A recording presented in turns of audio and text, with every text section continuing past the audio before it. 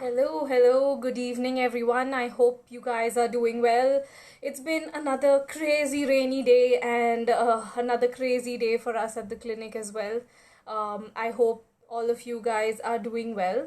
Um, and I hope you guys are safe and sound at home, not in this crazy rain. And I hope that if there are any strays or any animals around that do need some shelter, I hope you're able to provide that. And please do so if you can. It's really helpful. So today we're going to talk about wound management in strays and rescued animals. So wounds are something that are obviously very commonly seen in stray animals, especially because they're on the road. They're exposed to a lot of external, I would say, what's the word for it?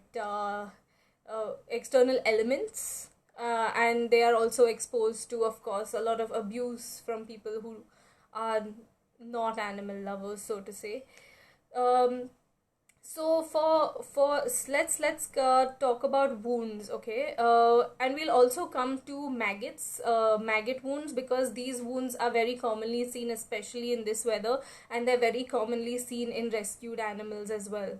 So when we talk about stray dogs, stray cats. So a lot of the wounds that we see, if you have, let's talk about a first aid kit, that if you're willing to help animals around you, that these are certain things that you should just carry around with you. Okay, so in a small, like a first aid kit that you can just keep in your bag. This is something we used to carry around when we were in college, when we were students, because any animal we would see on the road, you will try and help. So make sure you have, for wounds, you have betadine solution. This is an antiseptic solution. It does not burn. Okay. And it's a great antiseptic solution for you to use in basic wounds. Okay, so betadine solution is a great thing to have. It's available very easily in any chemist. Uh, After betadine solution, you can have some cotton, because cotton is great to put the betadine on to clean the wounds. Okay, you can have some soft gauze bandage. Now, it is not necessary for you to bandage so every wound that you see. A lot of wounds are better off healing when they're open and aired. So you do not need to bandage every wound, and even if you do bandage some wounds, you have to be very careful that there is at least a 2 finger space between the bandage. Like, you are able to fit 2 fingers. Otherwise, if it's too tight, you're going to hamper the blood solution in blood, I'm sorry, the blood flow in that area, and it's going to cause edema. It's going to cause a loss of blood flow in that area, and the wound is not going to heal. It's going to cause other problems. Okay, so ideally, do not bandage any wound if you don't know how to. Okay, so you've got betadine, you've got cotton, you've got nice soft gauze. Okay, another safe over the counter medication that you can keep for veterinary medication is Scavon cream or Scavon spray. This is a herbal spray which is also helpful in maggot wounds. Okay, you get a lot of other creams as well, herbal creams as well, that you can use safely. Another one is Dermavet. Do not use any antibiotic creams, especially creams that have steroids in them, unless you have been recommended that by a vet, for that specific case only, because you could be doing more harm than good. So if just use the simple ones. You have Hymax, you have Acrylin. Okay, I'll just repeat them once again. So we have betadine. This is just for a small first aid kit. Okay, betadine. You have a betadine solution. You also get betadine ointment, and you get betadine powder as well. But betadine solution is the best, which is used to clean wounds.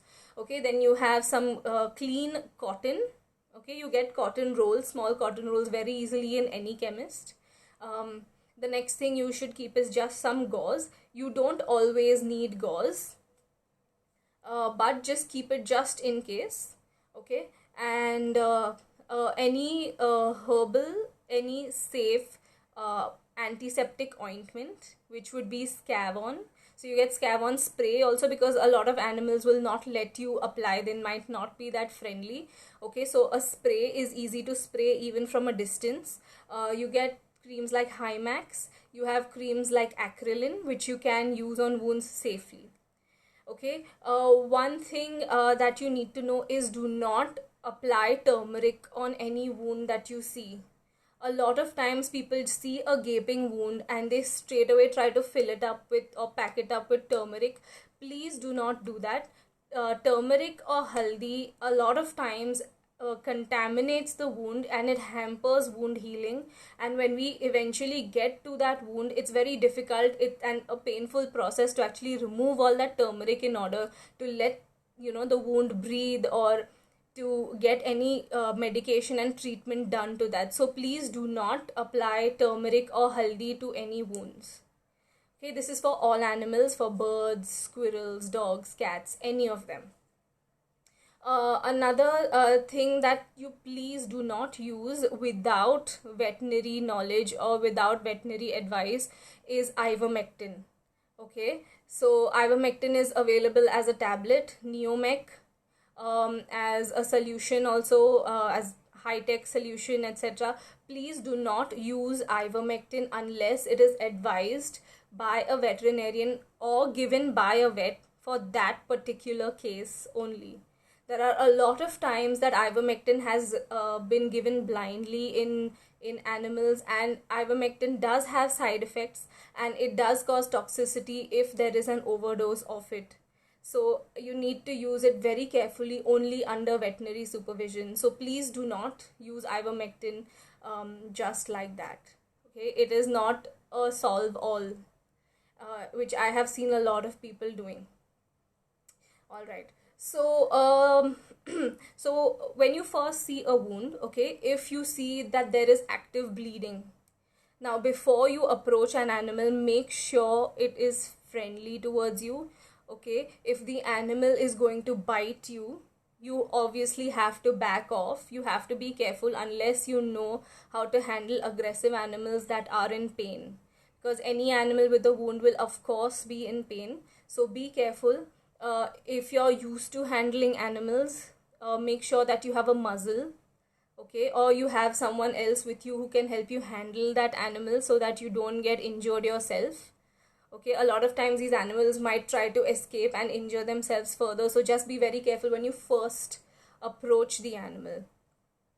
Once you see the wound, if there is any active bleeding, just make sure any part that is bleeding needs to have pressure on it. Okay, so if there is a wound that is gushing blood, don't immediately try and treat it. First you need to stem the bleeding. The wound can be treated later. Okay, so the bleeding needs to stop first. So the best thing that you can do before you get it to a vet is apply pressure, and pressure means hard pressure on that area, and sometimes that needs to be done for 15 minutes up to 30 minutes. Okay, you need to just keep applying pressure till that bleeding actually stops, or if you can just apply pressure and take it immediately to the vet in case it needs surgical intervention. Okay, so this is for bleeding wounds. Now if you have a wound that has pus in it, okay, that there is a lot of pus oozing out of it, it's an old wound, so make sure first, number one, you have your betadine, okay, with you. You clean the wound nicely with cotton and betadine.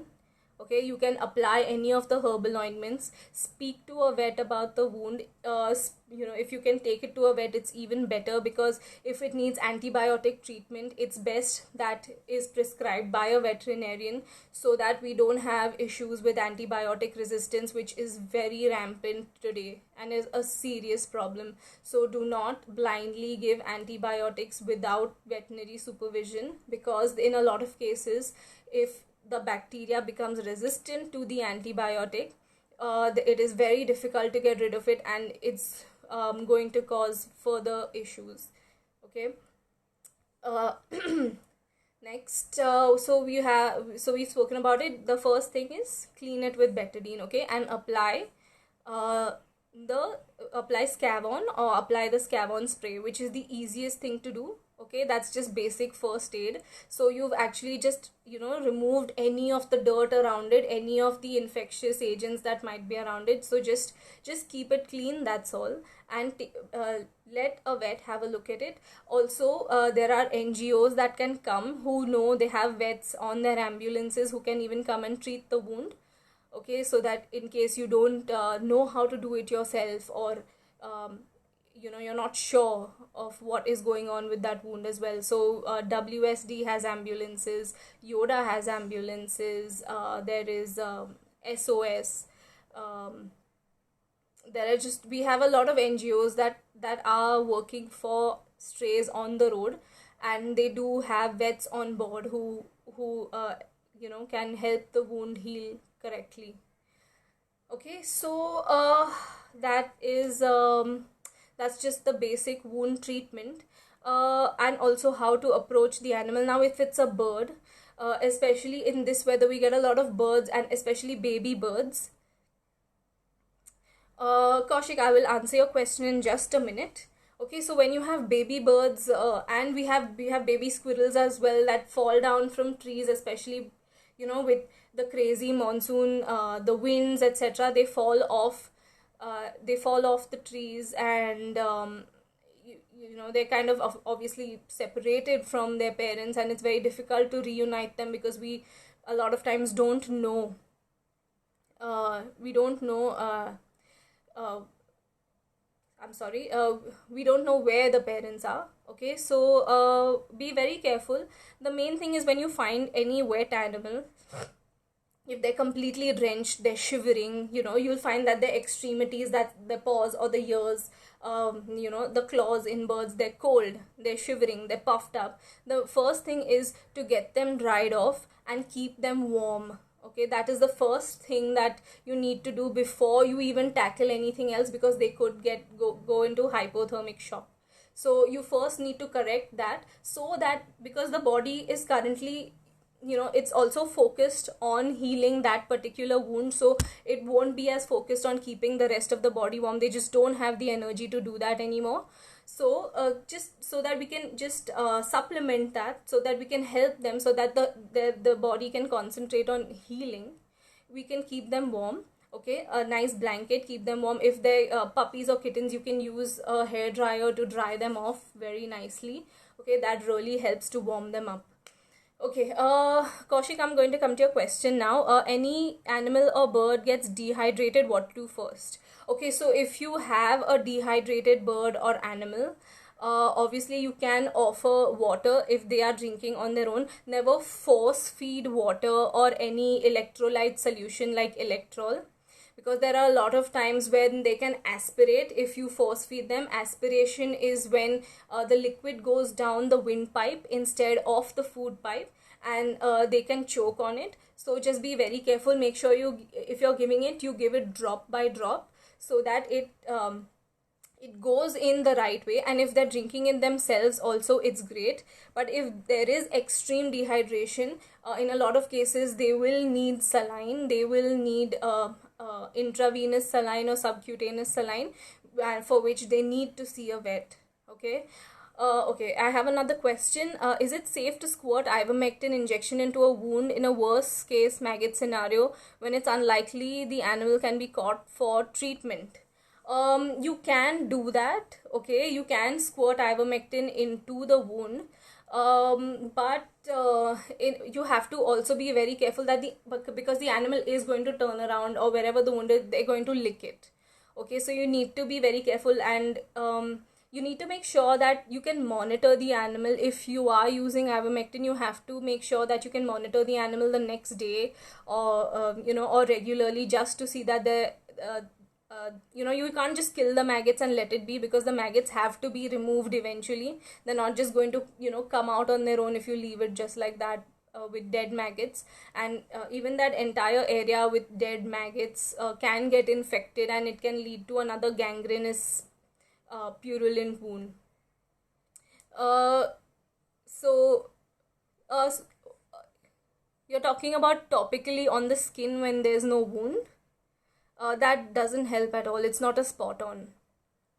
No, no, I wouldn't recommend that. Uh, okay, okay. I have some questions coming in by Priyal here. Ivermectin tablets okay for a 4-month-old puppy with ticks. Okay, so Priyal, there are safer options to use in puppies for ticks. There are safer tick preventives that you can use instead of using ivermectin directly. You have spot-ons, you have tick and flea shampoos, which you can use first as tick control instead of going to ivermectin directly. So I wouldn't recommend it as my first choice of treatment just for ticks. Okay. So I just want to also talk about maggots, because a lot of people might not understand what maggots are. So maggots are fly larvae. Okay, when a fly sits on a wound, it lays its eggs, and these eggs hatch into tiny larvae. They look like worms. Okay, they're tiny worms which eventually grow, and they grow into flies. Okay, so these worms, actually the larvae of the fly, feed on the flesh of the animal, and that's how they grow. That is their life cycle. So those are what maggots are. And to identify a maggot wound, a lot of times you'll be able to see the maggots, but in some cases the maggots, because they burrow so deep inside, you might not realize that it's a maggot wound until it gets bad. So the first thing you can do also is, when you see a wound, look around the edges of the wound to see if you can see any fly eggs. Okay, so fly eggs would look like white, like it's a white sticky powder like thing that is stuck around the wound, and it sticks very what do you say, it sticks very tightly to the skin. Okay, and you have to really rub it off the skin and the hair to get it off. Okay, so these are fly eggs. If you can get rid of them first, it's a great thing to do, so that they don't develop into maggots later. Now if the maggots have already developed, you will be able to see these white worms moving around. If they have burrowed deep inside and you can only see a small hole, okay, you'll see bubbling in the hole. Okay, because that's obviously the maggots coming up to breathe as well. And you can shine a torch inside. Now maggots do not like light. They will burrow deeper inside. You'll be able to see them running away when you shine light. Also another thing is, it's that particular smell, which is how most of us vets and people who work with animals would know that maggoty smell. Okay, I don't know how to describe the smell, but it's like rotting cheese.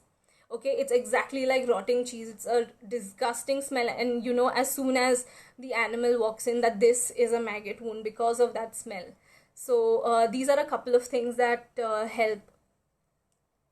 Okay, so what else? I think we've spoken at length about maggots. Now also, when you have a maggot wound with a large hole, even after you've sprayed Scavon, etc., a good thing that would be helpful if it's a small hole is that you plug the hole with cotton. In that way, the maggots, it gets suffocated, and it's easier to kill them, and then the next day they can be taken out by a vet.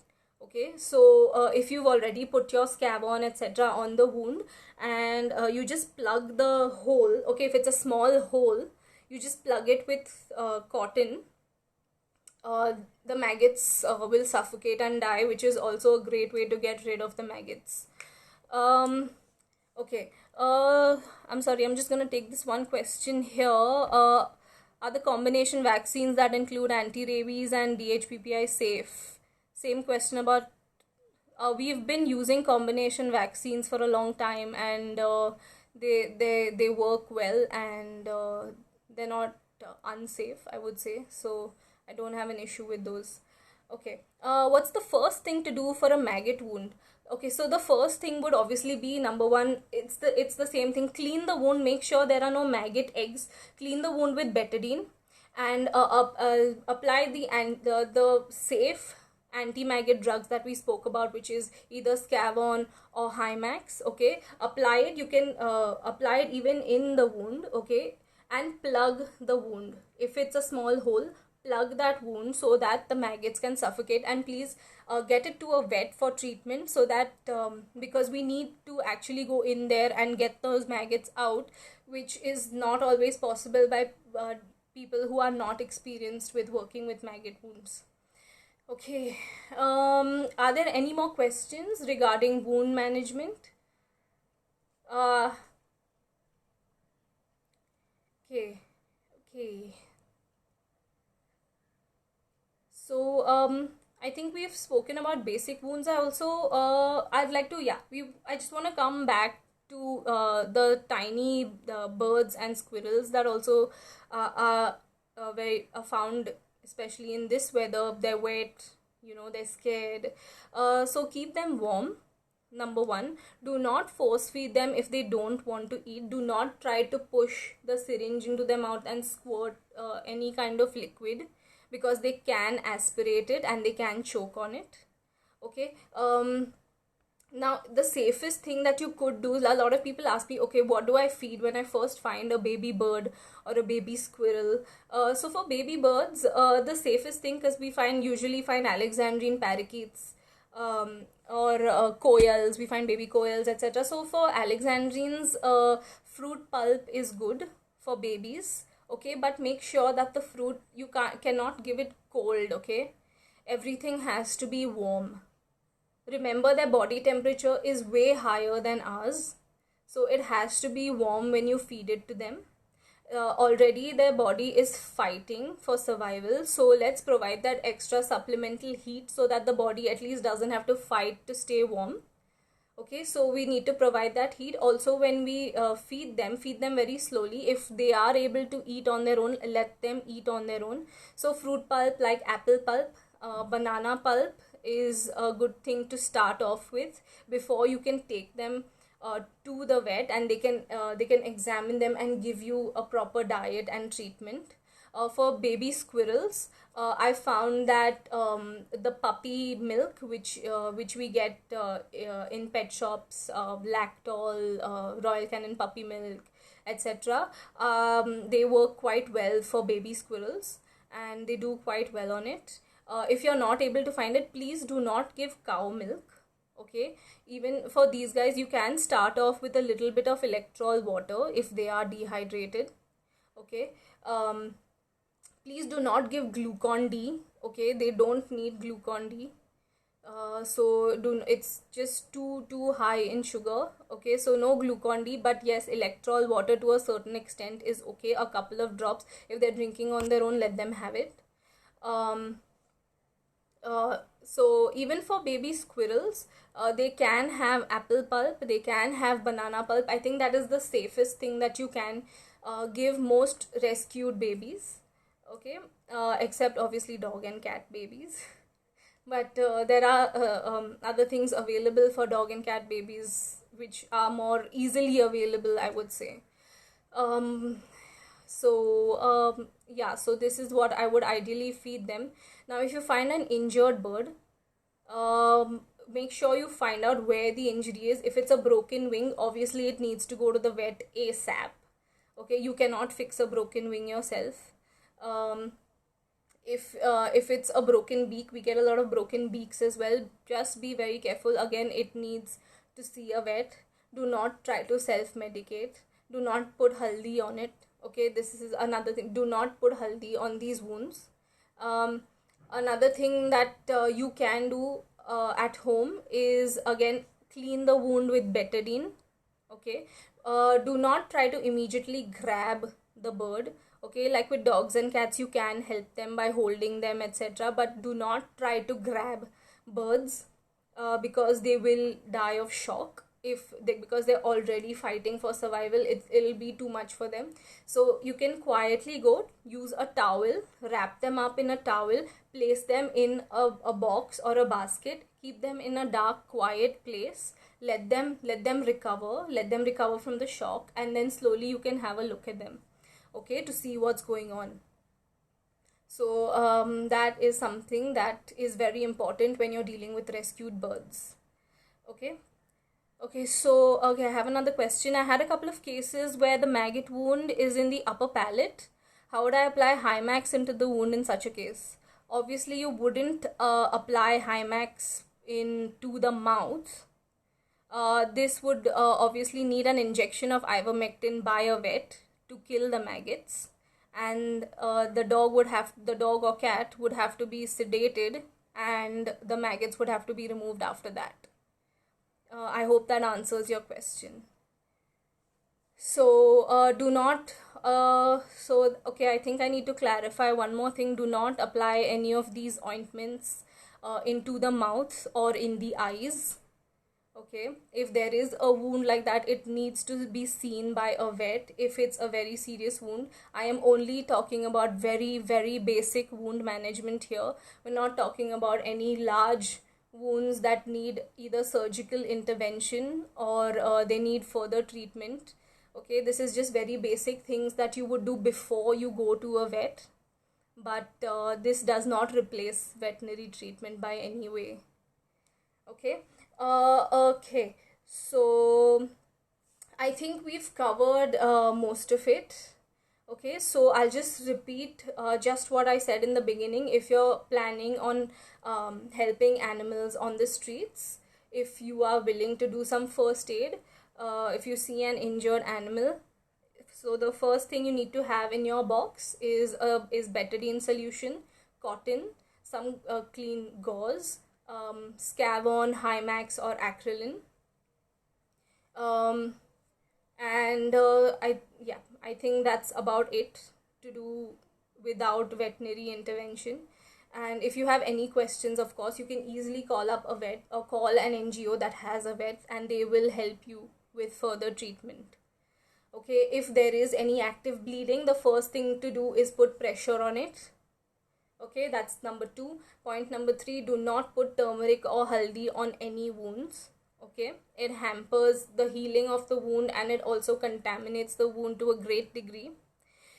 If it's a maggot wound, do not blindly give Neomec tablets or ivermectin injections without veterinary advice. Do not give any antibiotic without any veterinary advice. Okay. Okay, I have another question here from Varuna. Does giving a syrup like Boostwin help stray dogs and cats since they might not be getting enough nutrients from the little food they get? You can give them Boostwin.